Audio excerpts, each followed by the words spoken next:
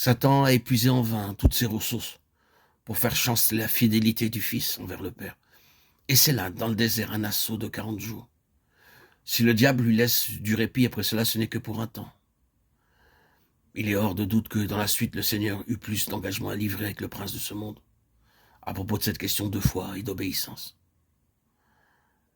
D'engagement secret qui subit les ardeurs du feu à l'abri de tous les regards.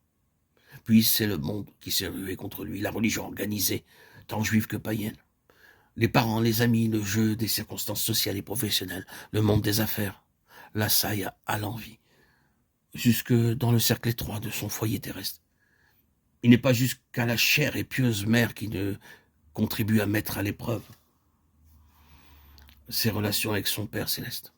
Enfin, c'est l'heure terrible où le ciel lui-même dresse devant lui l'épreuve suprême.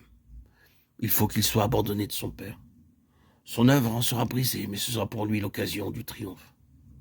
Et cet abandon complet ne lui a pas plutôt inspiré son cri de détresse qu'il peut s'écrier « Père, je remets mon esprit entre tes mains ».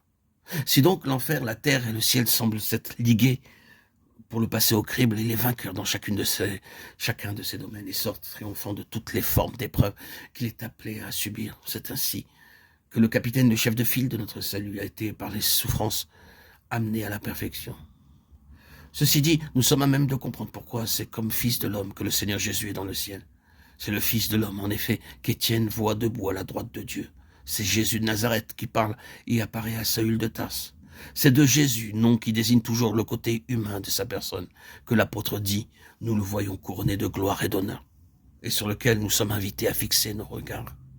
C'est quelqu'un de semblable à un fils d'homme, enfin, qui apparaît à plusieurs reprises dans le livre de l'Apocalypse. La grande vérité qui ressort de ces faits, c'est qu'à la droite de Dieu se trouve en la personne de son Fils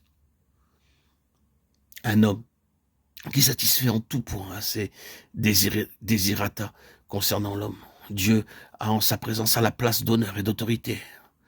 À sa droite, un homme qui est pour lui un sujet d'absolue satisfaction et qui répond en tout point à l'idée que de tout temps il s'était faite de lui.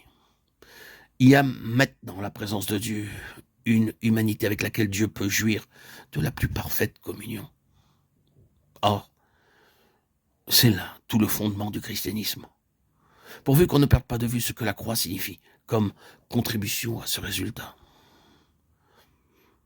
La présence de Christ à la droite de Dieu représente un événement de première importance avec lequel tous les intérêts de Dieu ont partie liée.